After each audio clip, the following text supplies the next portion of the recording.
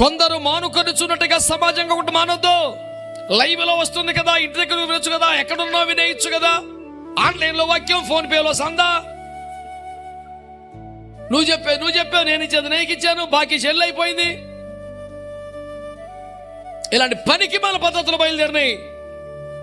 ప్రభు అంటాడు, ఆ దినమనగా యేసయ్య రెండవ రాకడ సమీపించినప్పుడే ఇంకెక్కువ సార్లు చర్చికి పోవాలని చెప్తుంటే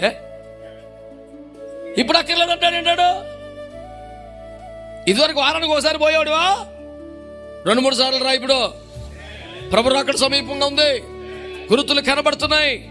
ఆ దినము సమీపించిన మీరు చూచిన కొలది మరి ఎక్కువగా చేయండి. వాక్యం ఆ రీతిగా మాట్లాడుతుంటే అసలు అక్కర్లేదంటాడు. ఇంకో మాట కూడా చెప్తాను, ఎక్కువ సార్లు రావాలి అనండి. ఎప్పుడు? వారానికి ఒకసారి అనేది పాత సిస్టమేగా. దానికైనా ఎక్కువ సార్లు, దరిద్రం 2 సార్లు 3 సార్లు రావాలి మినిమమే కది. ఆదిమ సంఘం అయితే ప్రతిరోజు వచ్చేవారు దేవాలయానికి. 2వ అధ్యాయం ఆఖరు వచ్చిన వారు ప్రతిదినము మానక దేవాలయంలో కూడుకొనొచ్చు. కనుక 2 సార్లు 3 సార్లు అయినా రావాలి. ఆమెననరే. రెండోది, కూడుకున్నప్పుడల్లా ప్రేమ చూపుటకును సత్కార్యము చేయుటకును ఒకరినొకరు పురికొల్పండి అన్నాడు. పర్లేదు, మాకు కూడా ఇలాంటి కష్టాలు వచ్చాయి. సంఘంలో, సహవాసంలో, ఉపదేశంలో, ప్రార్థన ఎదుగుతుండగా ప్రభు మమ్మల్ని ఆశీర్వదించాడు, ఈ రోజు మేము ఇలా ఉన్నాను అని పురికొల్పుకోవాలి, ఆదరించాలి, ప్రేమ చూపాలి. మీ టయానికి రావడం ఆమెను చెప్పగానే పారిపోతే ఇంక సహవాసం ఏముంది? చాలా మంది నమ్మకంగా వస్తారు. ఆమెనంటే పోలీసు వాడు తరుపుతుంటే దొంగడు పారిపోతాడు, అటు పారిపోతారు. ఎందుకు పారిపోతారు అర్థం అది. ఇప్పుడు ఏం చేయాలి? ఇంటికి వెళ్ళి అన్నం పడుకోవడమే కదా. ఇప్పుడైనా ఏదో అర్జెంట్ ఉండదు, రోజు వచ్చుద్దా?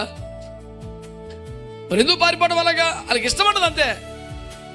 ఎవరికి వందనాలు చెప్తాడు గొల్లు బరువు.